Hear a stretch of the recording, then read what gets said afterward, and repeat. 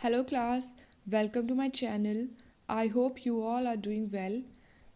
जैसा कि आपको पता है हम यहाँ पर तैयारी करते हैं UGC net commerce paper 208 code के लिए, जहाँ पर हम नेट JRF सेट के लिए तैयारी करते हैं।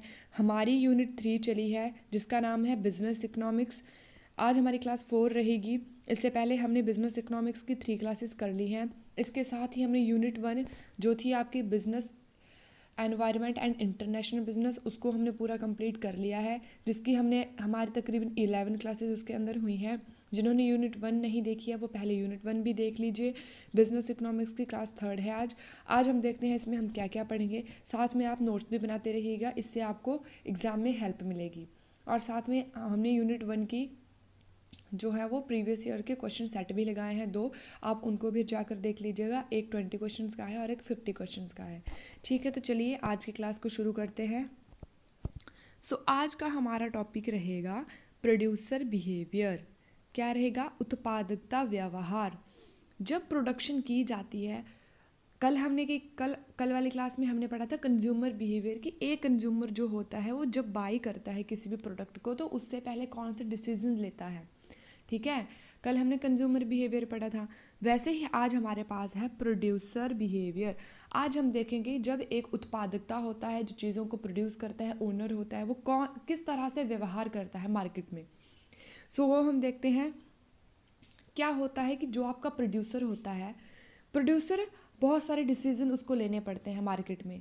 जब कोई भी वो प्रोडक्शन करता है, वो कोई भी वस्तु या सेवा का जो वो प्रोड्यूस करता है, जब वो मार्केट में उसको लेकर जाता है तो उसको बहुत सारे डिसीजन जो हैं उसके अंदर लेने पड़ते हैं। वो डिसीजन आपके हो सकते हैं, किससे रिलेटेड आपके हो सकते हैं? कॉस्ट से, डिमांड से, कंपटीशन से, गवर्नमेंट रेगुलेशन से। इन सब फैक्टर्स को ध्यान में रखकर कोई भी वो डिसीजन लेता है, रिस्पॉन्स करता है, वो बोलते हैं प्रोड्यूसर बिहेवियर। कि उत्पादकता जो है किस तरह से बिहेव करेगा मार्केट के अंदर। Producer behaviour refer to the decisions and action taken by producer. अब प्रोड्यूसर कौन कौन से हो सकता है? बिजनेसेस हो सकते हैं, फर्म हो सकती है, एंड इंडिविजुअल्स भी हो सकते हैं। एकल व्यक्ति भी आपका प्रोड्यूसर हो सकता है। अब ये क्या करेंगे? डिसीजन लेंगे। किसके रिगार्डिंग लेंगे? प्रोडक्शन करने के रिगार्डिंग। किसका प्रोडक्शन किया जाएगा? गुड्स एंड सर्विसेज का। गुड्स एंड सर्विसेज का प्रोडक्शन करने के रिगार्डिंग जब businessman, firms and individuals decision लेते हैं, उसको आप बोलते हो प्रोड्यूसर बिहेवियर। कि एक प्रोड्यूसर जो है प्रोडक्शन करने के रिगार्डिंग गुड्स एंड सर्विसेज का किस तरह से डिसीजन लेता है। It include how they response two factor. अब ये क्या इंक्लूड करता है? ये इंक्लूड करता है कि कैसे दे रिस्पॉन्ड टू फैक्टर के साथ वो किस तरह से रिस्पॉन्ड करे, किस तरह से उसके साथ वो व्यवहार करे। कौन से फैक्टर? लाइक कॉस्ट जो आपकी लागत है, डिमांड है, कंपटीशन है, गवर्नमेंट रेगुलेशंस हैं, एंड मार्केट कंडीशंस हैं। गवर्नमेंट रेगुलेशंस में आपका क्या आता है? पॉलिसीज आती हैं, मॉनिटरी पॉलिसी आ गया, फिजिकल पॉलिसी आ गया। मार्केट कंडीशन में आपके पास क्या आता है? परफेक्ट कंपटीशन आ गया, मोनोपली आ गया, मोनोप्लिस्टिक आ गया, ओलिगोपोली आ गया। ये आपके पास मार्केट कंडीशंस आती हैं। वहीं पर आपके कंपटीटर कौन होते हैं? जो सेम प्रोडक्शन वो करते हैं, सेम कंपनी जो सेम प्रोडक्शन करती हैं। डिमांड क्या होती है? जो कंज्यूमर करता है। कॉस्ट क्या होती है? जब आप कोई भी चीज़ को प्रोड्यूस करते हो, बनाते हो, उसके लिए आपको कुछ कॉस्ट बियर करनी पड़ती है, एक्सपेंसेस आप करते हो, खर्चे आप करते हो, उसको आप बोलते हो कॉस्ट। तो ये है प्रोडक्शन बिहेवियर। इन सब फैक्टर के रिगार्डिंग किस तरह से एक प्रोड्यूसर जो है वो रिस्पॉन्ड करता है, इन सब को प्रोड्यूसर बिहेवियर के अंदर इंक्लूड किया जाता है। इसमें किससे रिगार्डिंग डिसीजन लिए जाते हैं? प्रोडक्शन के रिगार्डिंग। कि आप कौन से गुड्स एंड सर्विसेज का प्रोडक्शन करोगे, इसके रिगार्डिंग जब कोई डिसीजन लिया जाएगा उसको आप बोलते हो प्रोड्यूसर बिहेवियर। की एक प्रोड्यूसर जो है, उत्पादकता जो है वो किस तरह से मार्केट के अंदर बिहेव करता है। कल की क्लास में हमने कंज्यूमर बिहेवियर पढ़ा था। कंज्यूमर बिहेवियर का मतलब ये होता है कि कंज्यूमर किस तरह से मार्केट के अंदर बिहेव करता है या वो बाइंग डिसीजन किस तरह से लेता है, उसको आप बोलते हो प्रोड्यूसर बिहेवियर। अब हम इसके अंदर जो है की एस्पेक्ट ऑफ प्रोड्यूसर बिहेवियर ये देख लेते हैं क्या होते हैं। कि जब आप प्रोड्यूसर बिहेवियर होता है उसमें कौन कौन से डिसीजन आपके लिए जाते हैं। कौन से लिए जाते हैं? Production decision. कि what and how much to produce, कितना प्रोडक्शन करना है और कितनी मात्रा में करना है। क्या प्रोड्यूस करना है और कितनी मात्रा में करना है, कैसे करना है। तो इससे रिगार्डिंग डिसीजन आपका प्रोडक्शन बिहेवियर में लिया जाता है। प्राइसिंग स्ट्रैटेजी क्या रहेगी, प्राइस आप अपनी गुड्स का क्या रखोगे, setting price based on cost के, आपकी प्रोडक्शन करने में कितनी कॉस्ट आई है, डिमांड क्या है उस प्रोड्यूस की प्रोडक्ट की, एंड कंपटीशन मार्केट में कैसा है। इन सब चीज़ों को ध्यान में रखकर प्राइस स्ट्रैटेजीज बनाई जाएंगी, प्राइस को डिटरमाइन किया जाएगा। कॉस्ट मैनेजमेंट की जाएगी, मिनिमाइज प्रोडक्शन कॉस्ट। कॉस्ट को मैनेज करने का मतलब क्या होता है, आपकी जो प्रोडक्शन करने के लिए कॉस्ट आई है वो आपकी लोअर होनी चाहिए, मिनिमम होनी चाहिए, और जो आपके प्रॉफिट होते हैं वो आपके प्रॉफिट मैक्सिमाइज होने चाहिए। सो ये आपका डिसीजन इसमें होते हैं। रिसोर्स एलोकेशन का मतलब होता है efficiently using labour, capital and raw material, कि दक्षतापूर्ण लेबर, आपके रिसोर्सेज क्या हैं, लेबर है, प्रोडक्शन कौन करेगा, लेबर। कैपिटल के अंदर आपकी मनी भी आती है, कैपिटल के अंदर आपकी मशीनरी भी आती है।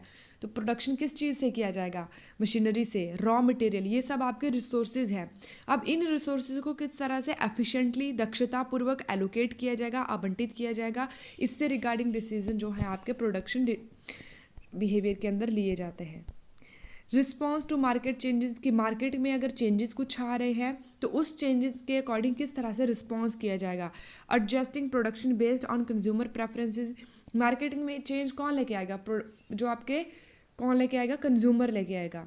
कौन लेके आएगा, कंज्यूमर, क्योंकि कंज्यूमर ही है जो प्रोडक्शन को, जो आप प्रोडक्शन करी हुई होगी उसको कंज्यूम करेगा, कंज्यूमर करेगा कंज्यूम प्रोडक्शन को, प्रोडक्ट को। अगर उसके प्रेफरेंसेस में कुछ चेंजेस आ रहे हैं या आपके एनवायरनमेंट में कुछ चेंजेस आ रहे हैं, उसकी वजह से आपको अपनी मार्केट स्ट्रेटजीज को चेंज करना पड़ेगा, आपको अपने प्रोडक्शन जो आपने स्ट्रेटजीज बनाई हैं उसको भी चेंज करना पड़ेगा। सो आपको क्या करना पड़ेगा, मार्केट चेंजेस की ओर भी ध्यान देना पड़ेगा। तो ये भी आपको डिसीजन मार्केट प्रोड्यूसर बिहेवियर में लेने पड़ेंगे। In economics producers aim to maximise profit while considering constraint like production cost and market competition. क्या करना पड़ेगा, आपकी जो प्रोडक्शन कॉस्ट है वो कम आनी चाहिए, मार्केट कंपटीशन में आपको ऊपर होना चाहिए। आपका मेन एम प्रोड्यूसर का क्या होता है कि आप क्या करो, प्रोड्यूसर क्या करे, मैक्सिमाइज करे प्रॉफिट्स को, कि प्रॉफिट इसका ज़्यादा से ज़्यादा हो। सो ये मेन एम होता है इकोनॉमिक्स में प्रोड्यूसर का। ठीक है, सो ये था आपके पास प्रोड्यूसर बिहेवियर। जैसे आपका कल की क्लास में हमने कंज्यूमर बिहेवियर देखा था, सिमिलर आपका प्रोड्यूसर बिहेवियर है, लेकिन यहाँ पे प्रोडक्शन के ऊपर ध्यान दिया जाएगा, वहाँ पर कंजम्पशन के ऊपर ध्यान दिया जाता था। वहाँ पर आपका जो ओरिएंटेड था कौन था, कंज्यूमर था, और यहाँ पे ओरिएंटेड आपका क्या है, गुड्स एंड सर्विसेज है, किस चीज़ का प्रोडक्शन किया जाएगा, प्रोड्यूसर के ऊपर है। Now we have the next topic is law of variable proportion. Law of variable proportion को आप हिंदी में क्या बोल सकते हो, इसको आप बोल सकते हो साधन के प्रतिफल के नियम। क्या बोल सकते हो, साधन के प्रतिफल के नियम। जब भी लॉ ऑफ वेरिएबल प्रोपोर्शन, यहाँ पर आप इसके नाम से इसके साथ देखो क्या है, वेरिएबल। वेरिएबल का क्या मतलब होता है कि जो वेरी करती है चीज़, ऐसी चीज़ जो परिवर्तित होती है। अब आप क्या कर सकते हो, ये शॉर्ट टर्म के लिए होता है। लॉ ऑफ वेरिएबल प्रोपोर्शन आपका ऑलवेज शॉर्ट टर्म के लिए होता है, जिसका मतलब क्या होता है कि आपके शॉर्ट टर्म में आप कितनी प्रोडक्शन कर सकते हो और किस तरह से आपकी प्रोडक्शन चेंज होती है शॉर्ट टर्म में।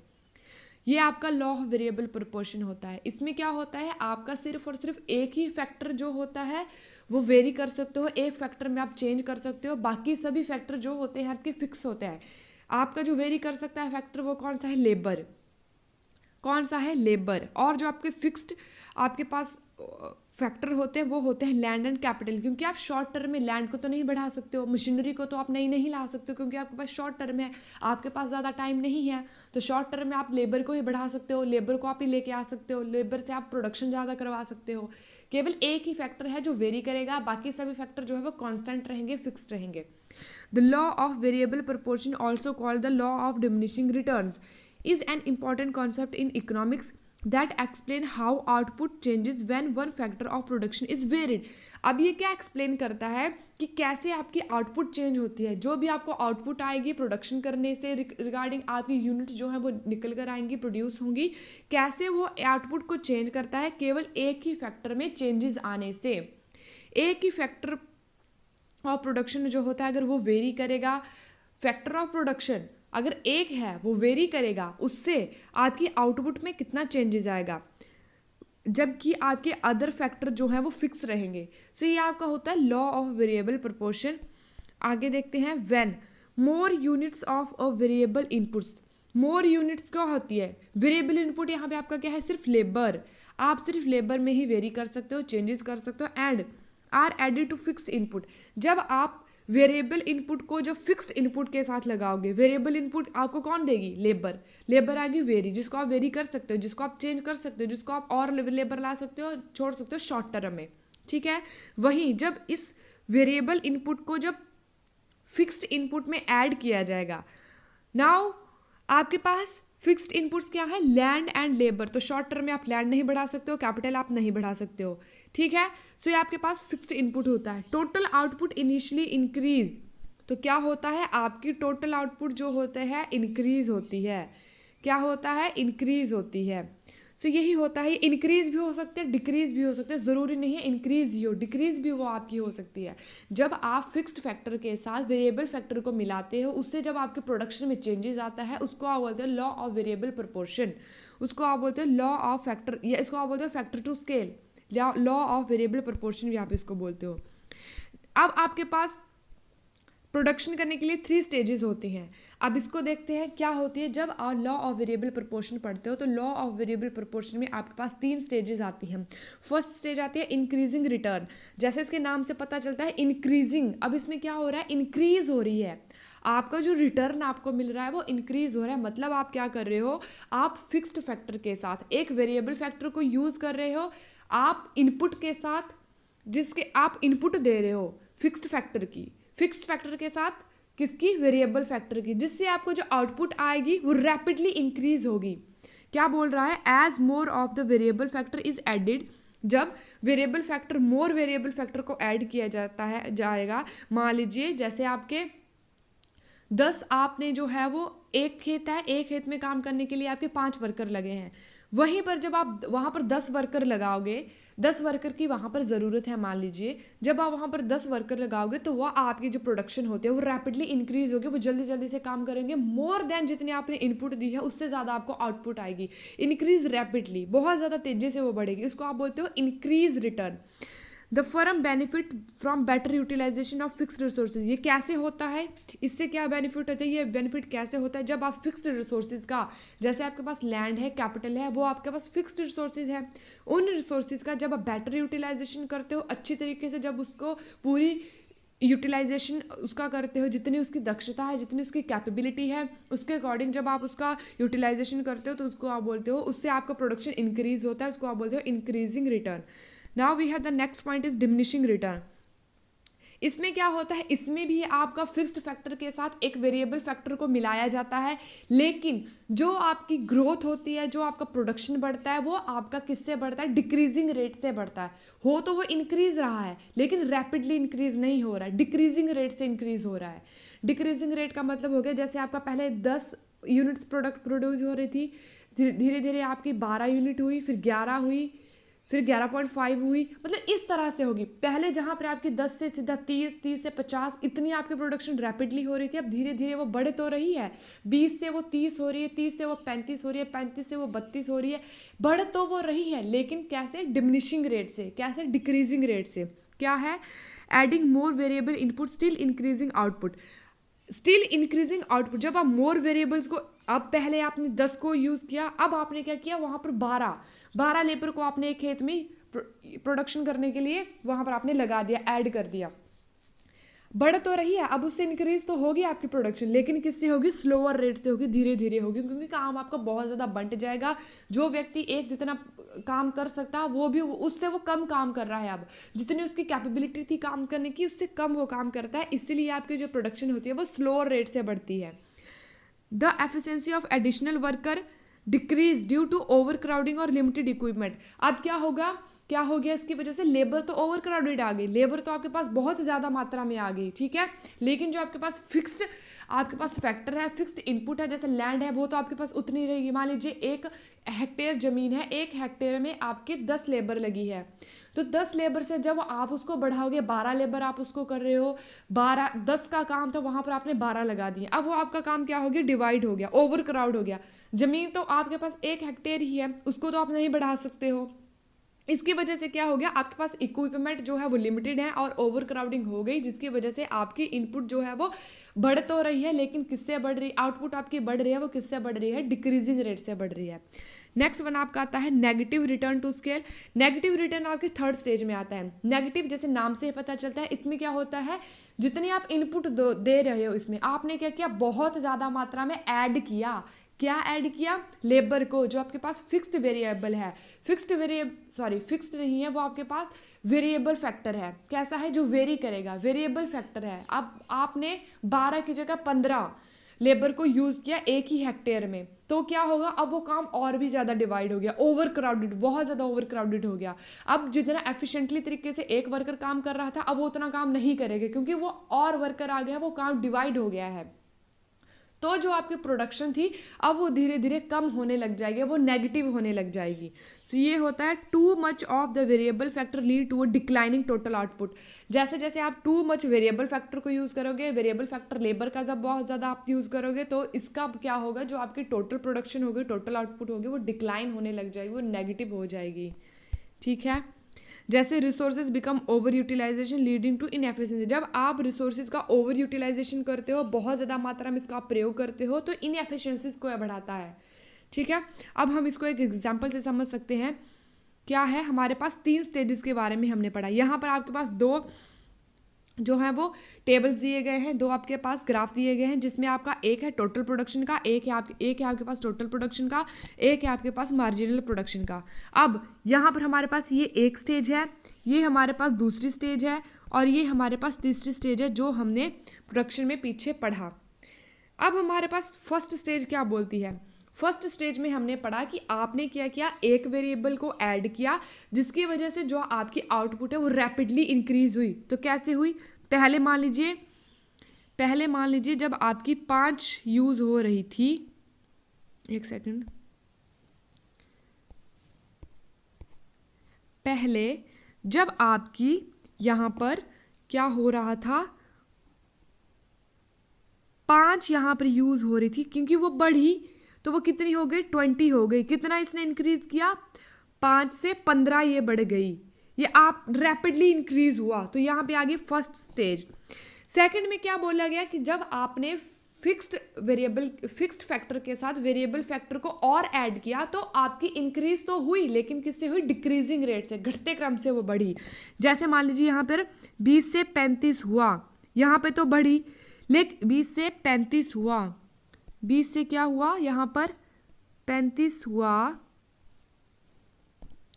20 से आपके पास यहाँ पर 35 हुआ, फिर क्या हुआ आपके यहाँ पर 45, फिर क्या हुआ आपके पास 45 ही रहा, दोनों 45 बढ़ा, 45 बढ़ा, धीरे धीरे किस रेट से ये बढ़ा, डिमिनिशिंग रेट से ये बढ़ा।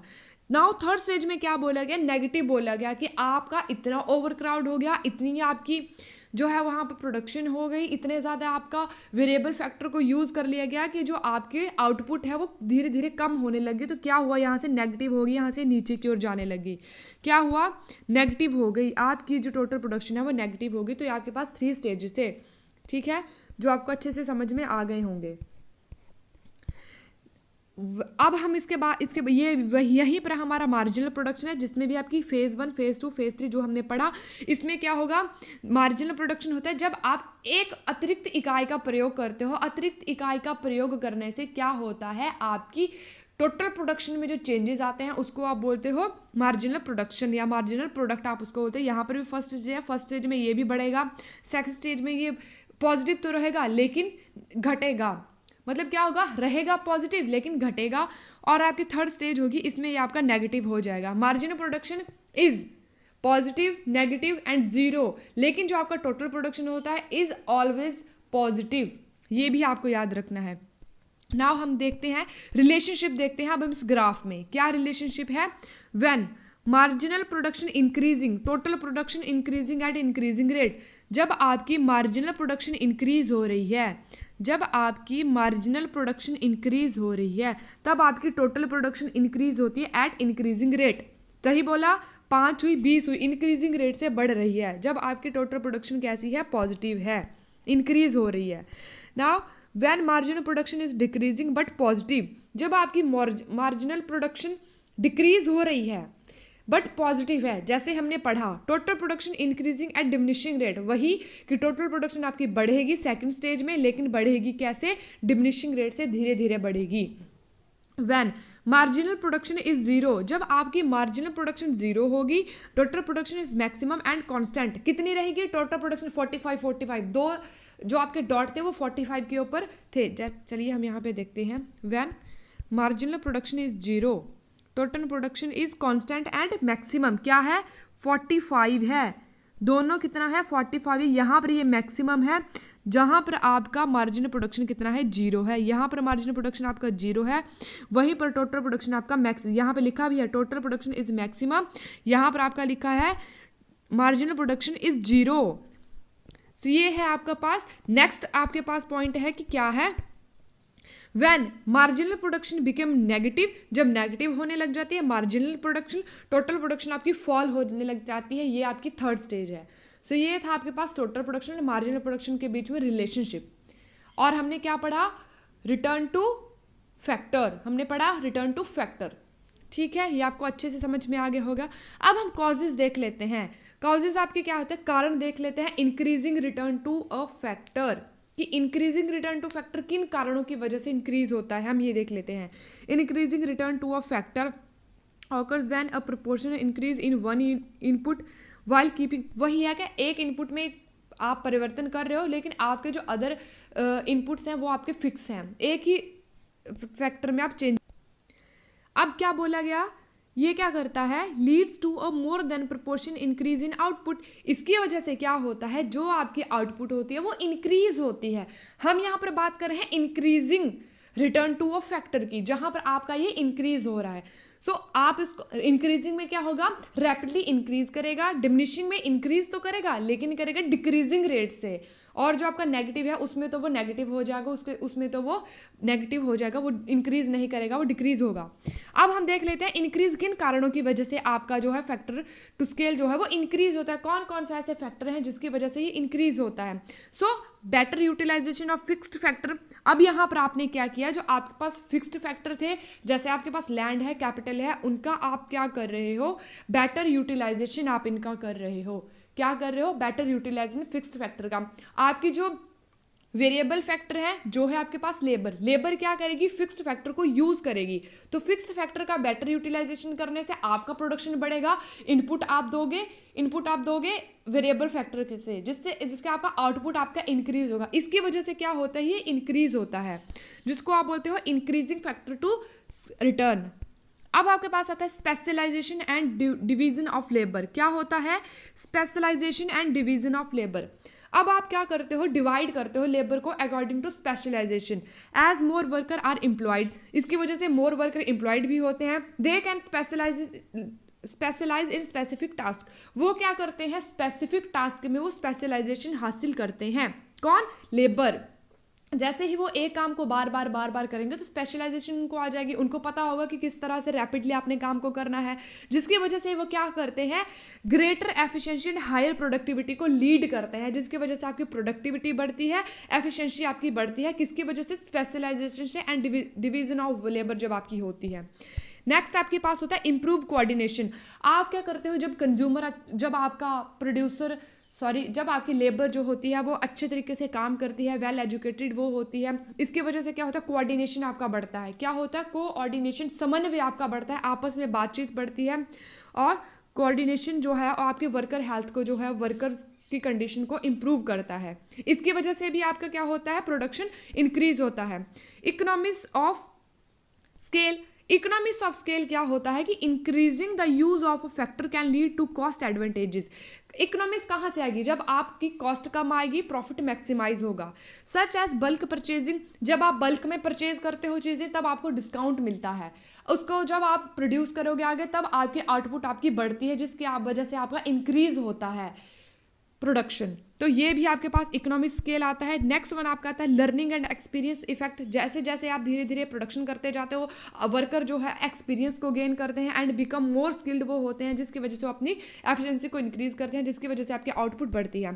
टेक्नोलॉजिकल एडवांसमेंट, आज का टाइम कैसा है, टेक्नोलॉजी का टाइम है, तो जैसे जैसे आप नई नई टेक्नोलॉजी को यूज़ करते हो, नए टूल्स को आप यूज़ करते हो, बेटर टूल्स को आप यूज़ करते हो, ये आपके क्या करता है, स्ट्रैटेजी को भी इंक्रीज करता है एंड आपकी प्रोडक्टिविटी को भी हाई करता है।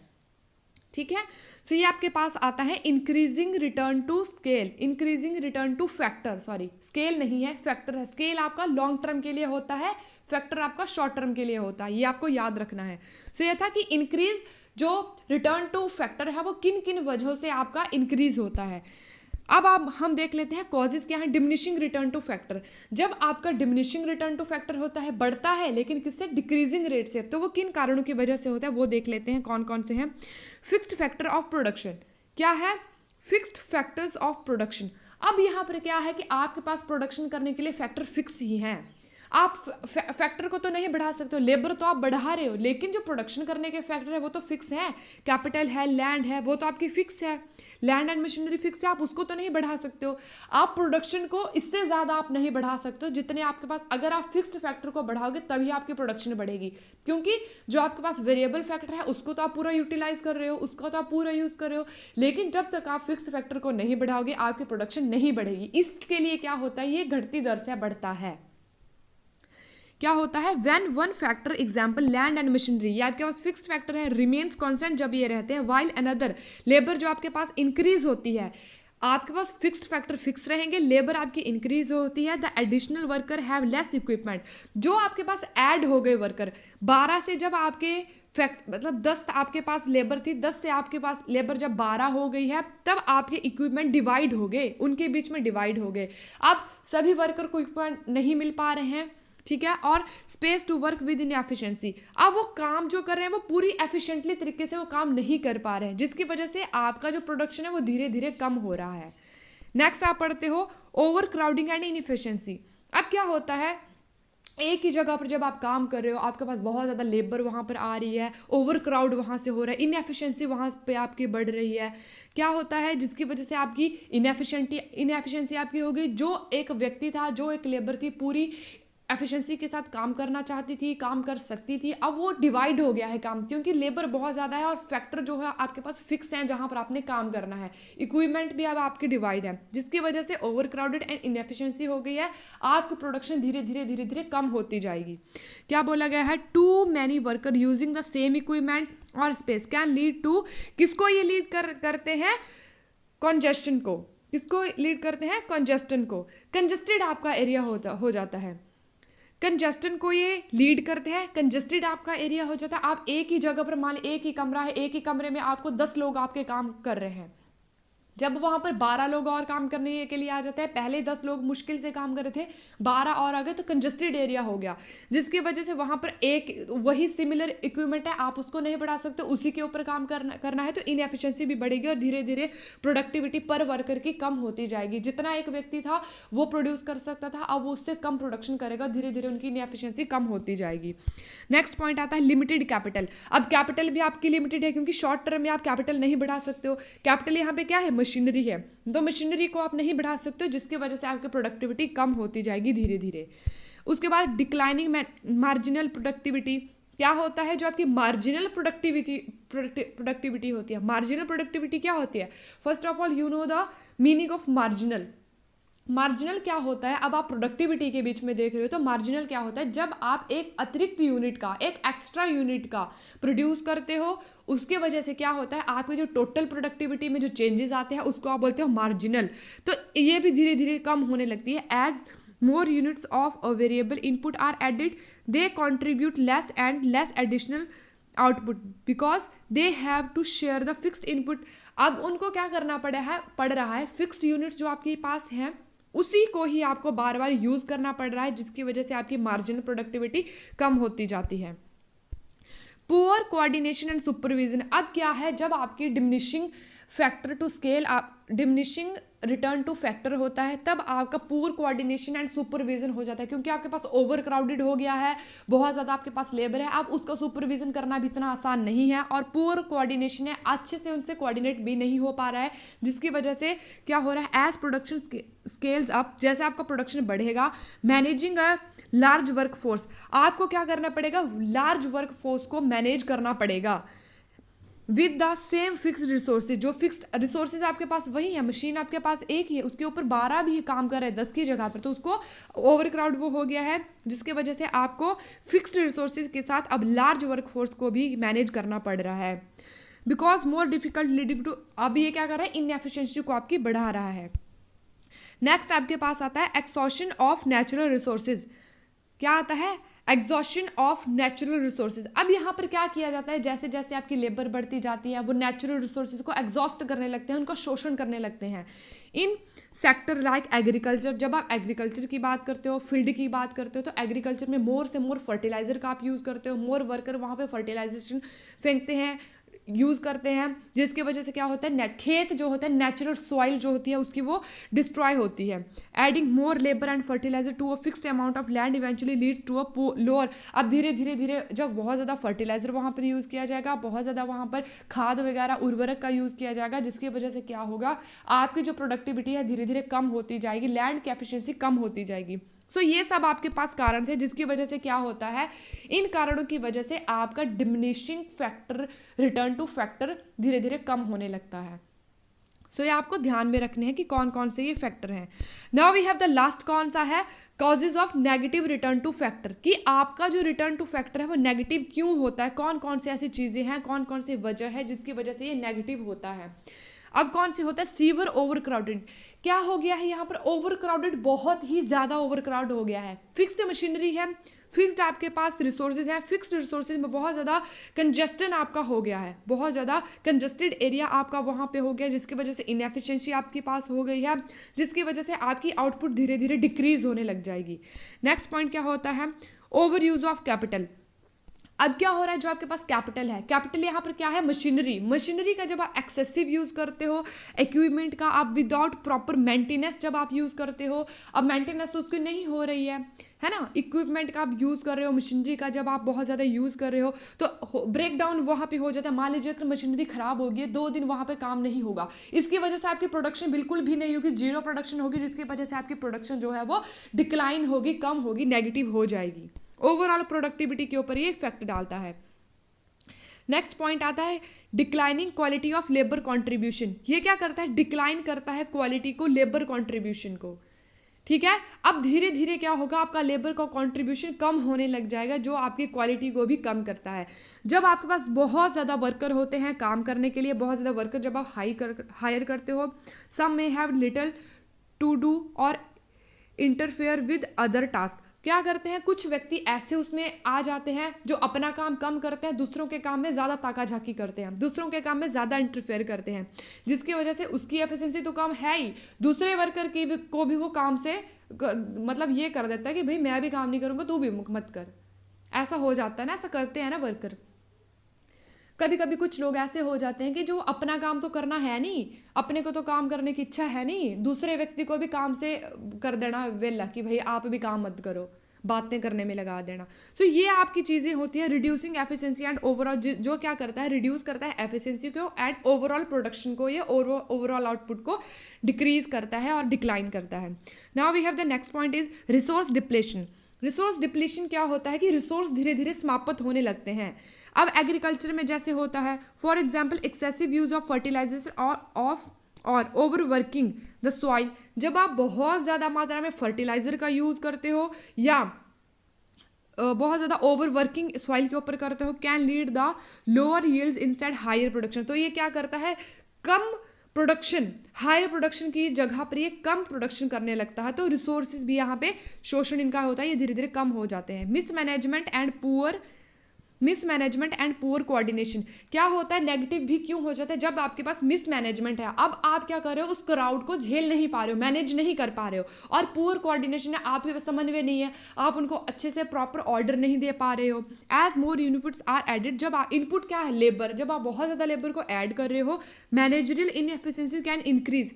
क्या होता है, जो आपकी प्रबंधकीय इनएफिशिएंसीज होती हैं, दक्षताएं होती हैं, वो धीरे धीरे कम होने लगती हैं, leading the disorganization and mistakes in reduce output. So ये सब आपके क्या थे कि ओवरऑल प्रोडक्शन को ये कम करता है। तो ये था नेगेटिव रिटर्न टू फैक्टर। अब नेक्स्ट क्या है आपके पास, अब नेक्स्ट है आपके पास रिटर्न टू स्केल। जैसे आपके पास रिटर्न टू फैक्टर था, वैसे ही आपके पास रिटर्न टू स्केल है, लेकिन रिटर्न टू स्केल को आप हिंदी में बोलते हो पैमाने के नियम। क्या बोलते हो, पैमाने के नियम। अब क्या होता है, जब आप पैमाने के नियम पढ़ते हो या रिटर्न टू स्केल आप पढ़ते हो, यहाँ पर आपके पास जितने भी सारे फैक्टर हैं वो सब वेरी करेंगे, क्योंकि वो लॉन्ग टर्म में आप यूज करते हो। यहाँ पर आपके पास टाइम बहुत ज्यादा है। फैक्टर टू स्केल था, factor to return to factor में क्या था, रिटर्न टू फैक्टर में था कि आपका सिर्फ और सिर्फ एक ही फैक्टर जो है वो वेरी करेगा, बाकी सभी फैक्टर जो है वो फिक्स रहेंगे। और रिटर्न टू स्केल में क्या होता है कि आपके जितने भी फैक्टर हैं, सभी के सभी फैक्टर क्या करते हैं, वेरी करते हैं, सभी के सभी फैक्टर जो है वो प्रोड्यूस कर सकते हैं। सभी फैक्टर अपने हिसाब से जितने भी उसको प्रोडक्शन करना है, जितना भी उसको कार्य करना है, जितना भी उसको ऑर्डर है, उसको वो कर सकता है, क्योंकि यहाँ पर बहुत ज़्यादा टाइम है। लॉन्ग टर्म के लिए आपका जो रिटर्न टू स्केल को यूज़ किया जाता है। Now we can discuss about this. हम इसके बारे में देख लेते हैं कि क्या है ये, हम इसके बारे में देखते हैं क्या है। रिटर्न टू स्केल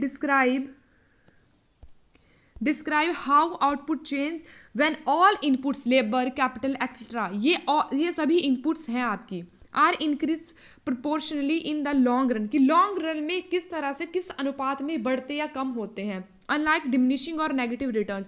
ठीक है, तो ये वही है जो हमने पढ़ा कि लॉन्ग टर्म में आप सभी। अब इसके टाइप्स देखते हैं कौन कौन से हैं types. Increasing return to scale, क्या है, increasing return to scale. Increasing return to scale वही आ गया कि इसमें आपका जो प्रोडक्शन है वो इंक्रीज होगा।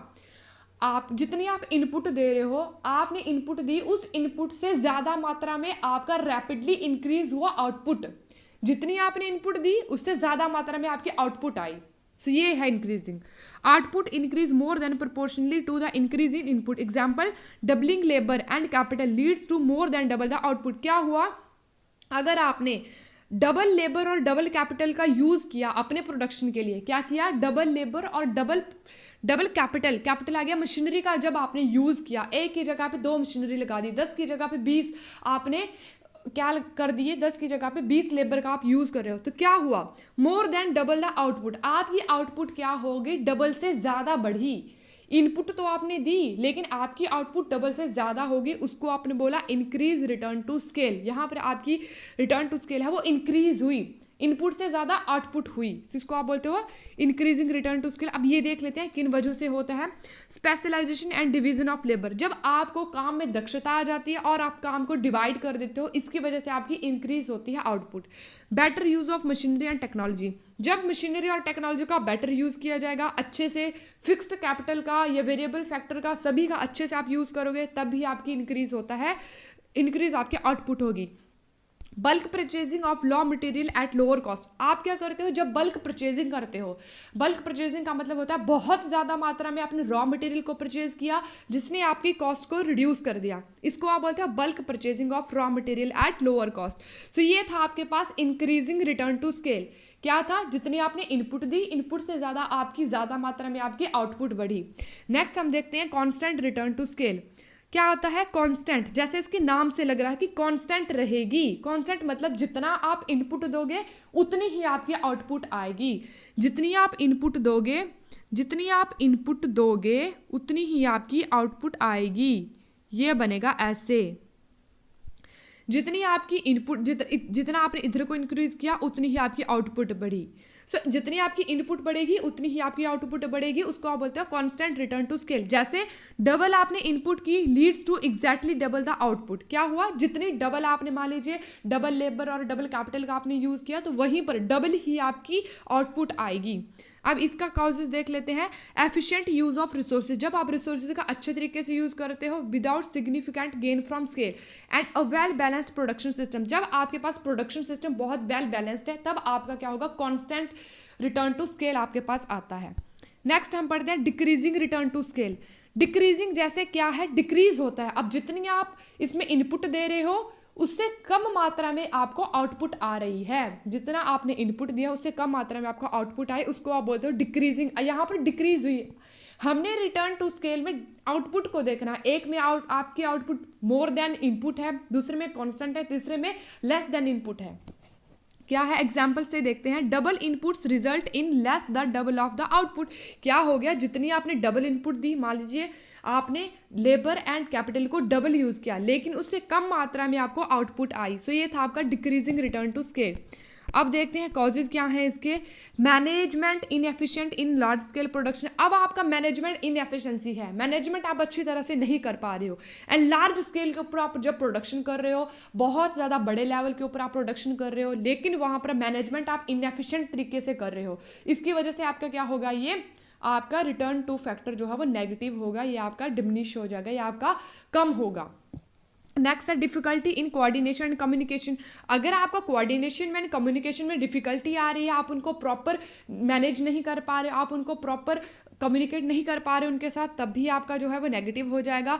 Resource limitations, example infrastructure bottlenecks, अगर आपके पास क्या है, इंफ्रास्ट्रक्चर सही नहीं है, जो बेसिक नीड्स इंफ्रास्ट्रक्चर, वहाँ पे पीने का पानी नहीं है, खाने का बैठने की जगह वहाँ पर नहीं है, इनअप्रोप्रिएट तरीका है, अच्छा नहीं है, सिटिंग सिस्टम अच्छा नहीं है, तो ये भी आपके पास रिसोर्सेज लिमिटेड है, वहाँ पर भी प्रोडक्शन अच्छे से नहीं कर पाएंगे, जिसकी वजह से आपकी आउटपुट धीरे धीरे कम होती जाएगी। ठीक है, सो ये था आपके पास रिटर्न टू स्केल। हमने क्या पढ़ लिया, रिटर्न टू फैक्टर पढ़ लिया, रिटर्न टू स्केल पढ़ लिया। Now we have the next topic is concept of cost. ये तो सब जानते हैं कि कॉस्ट क्या होती है।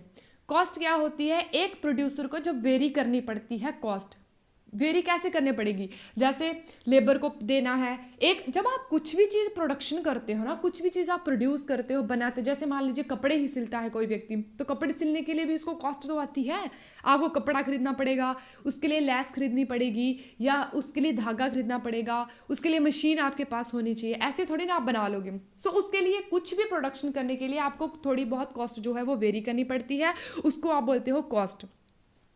तो ये आपके एक्सपेंसेस होते हैं, क्या होते हैं, एक्सपेंसेस होते हैं। Cost refer to the expenses incurred in the production of goods of services, जो गुड्स एंड सर्विसेज को प्रोड्यूस करने के लिए जो भी आपके एक्सपेंसेस आपके होते हैं, खर्चे आपके होते हैं, जो उपार्जित होते हैं, उसको आप बोलते हो कॉन्सेप्ट ऑफ कॉस्ट, उसको आप बोलते हो cost. It includes payment of input like labour, ये क्या करता है, payment for input like labour क्या करता है, आपकी कौन कौन सी कॉस्ट हो सकती है, जैसे आपने लेबर को पेमेंट करी, अब सैलरी तो पे करनी पड़ेगी, अगर आपने काम किसी से आप करवा रहे हो तो फ्री में काम तो आपको कोई नहीं करेगा, तो आपको लेबर को पेमेंट करनी पड़ेगी, वो आपकी कॉस्ट होगी। रॉ मटेरियल परचेज करना पड़ेगा, वो आपकी कॉस्ट हो गई। कैपिटल मशीनरी आप लाओगे, and other resources use in production, और भी जो संसाधन होते हैं जो आपकी प्रोडक्शन करने के लिए, उत्पादन करने के लिए यूज होते हैं, जिसको आपको खर्चा करना पड़ता है, जो प्रोडक्शन से रिगार्डिंग होता है, उसको आप बोलते हो cost. Understanding cost is essential for decision making, आपको जो है, अगर आपने इकोनॉमिक्स इन बिजनेस की इकोनॉमिक्स को समझना है, बिजनेस के अर्थशास्त्र को समझना है, अर्थव्यवस्था को समझना है, सबसे पहले आपको कॉस्ट को अंडरस्टैंड करना पड़ेगा। ऑलवेज आपकी कॉस्ट जो है वो लेस होनी चाहिए, प्रॉफिट आपका मैक्सिमाइज होना चाहिए। सो आपको कॉस्ट को सबसे पहले समझना पड़ेगा, देखना पड़ेगा कि कॉस्ट क्या होती है, कितना आपको पे करना है, कितना आपको आ रहा है, कितना आपको जा रहा है। अब हम देखते हैं टाइप्स ऑफ कॉस्ट। तो बेस्ड ऑफ बिहेवियर, अब व्यवहार के रूप में कॉस्ट कितने प्रकार की होती है, 4 प्रकार की होती है। कैसी होती है, फिक्स्ड कॉस्ट, नाम से ही है, फिक्स्ड कॉस्ट क्या होती है, जो आपको फिक्स है, जो वेरी करनी ही पड़ेगी, जो आपको देना ही पड़ेगा, जैसे रेंट है, सैलरी ऑफ पे, परमानेंट स्टाफ है, जैसे आपका परमानेंट स्टाफ है उसको आपको सैलरी देनी पड़ेगी, वो फिक्स्ड है, वो आपको देनी ही पड़ेगी, इससे आपके आउटपुट में कोई चेंजेस नहीं आएंगे। वेरिएबल कॉस्ट होती है जो आपको वेरी करती है, ऐसी जो आपकी आउटपुट को वेरी करती है, मतलब ऐसी कॉस्ट जैसे रॉ मटेरियल परचेज हो सकता है, किसी महीने में आप रॉ मटेरियल परचेज करो, किसी में ना करो, वो वेरी करे, कभी ज़्यादा कभी कम, कभी सीजनली खरीदोगे कभी सीजनली नहीं खरीदोगे। सो ये वेरी करेगी आपकी कॉस्ट, उसको आप बोलते हो वेरिएबल कॉस्ट। जैसे आपकी रॉ मटेरियल आ गया, wages of temporary worker, permanent worker की तो परमानेंट स्टाफ की आपकी फिक्स्ड कॉस्ट आ जाएगी। टेम्परेरी वर्कर जैसे आपने 1 महीने के लिए काम पर रखा है, जैसे आपके घर बनाते हैं मिस्त्री होते हैं, वो आपके कैसे होते हैं, टेम्परेरी वर्कर होते हैं। जब तक काम चलता है हम उनको पैसे देते हैं, फिर हमारा काम खत्म हो जाता है, हम उनको छुट्टी कर देते हैं, भाई जाओ अब, है ना। तो वो होती है वेरिएबल कॉस्ट, वो हमें ऑलवेज वेरी नहीं करनी पड़ेगी। नेक्स्ट आती है टोटल कॉस्ट। टोटल कॉस्ट आप किसको बोलते हो, the sum of fixed cost and variable cost. जहां पर आपकी fixed cost and variable cost आपकी मिल जाएगी, वो आपकी आ जाएगी टोटल कॉस्ट। उसके बाद आपके पास आती है मार्जिनल कॉस्ट। तो मार्जिनल कॉस्ट क्या होती है, the cost of production 1 more unit of output.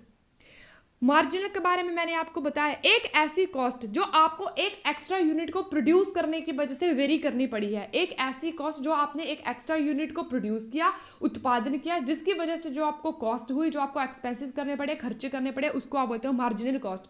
तो ये थी आपकी कॉस्ट कौन सी, बेस्ड ऑन द बिहेवियर। ये तो आप सिर्फ नाम से ही समझ जाओगे कि टोटल आ गया, तो fixed and variable cost. Fixed आगे जो पे करनी ही पड़ेगी, वेरिएबल आएगी जो वेरी करेगी, मार्जिनल आगे आएगी जो आपकी एक मोर यूनिट का यूज करने की वजह से जो आई है। उसके बाद हम पढ़ते हैं बेस्ड ऑन अकाउंटिंग। अकाउंटिंग के बेसिस के ऊपर कौन सी होती है, explicit cost and implicit cost and economic cost. अब एक्सप्लिसिट कॉस्ट कौन सी होती है, जो एक्चुअल में एक्सपेंस आपको करने पड़े हैं, एक्चुअल में इनपुट करने के लिए जो आपको पेड करना पड़ा इनपुट के लिए, उनको आप बोलते हो इनपुट के लिए। इनपुट क्या हो, प्रोडक्शन करने के लिए जब आपको कोई खर्चे करने पड़े हैं, उसको आप बोलते हो एक्सप्लिसिट कॉस्ट। कैसी आएगी, जैसे आपको वेजेस पे करने पड़े हैं, इलेक्ट्रिसिटी बिल आपको, अब मशीनरी आपकी चलेगी वो इलेक्ट्रिसिटी से चलेगी, ऐसी थोड़ी चल पड़ेगी, वो हवा से तो नहीं चलेगी, इलेक्ट्रिसिटी से चलेगी।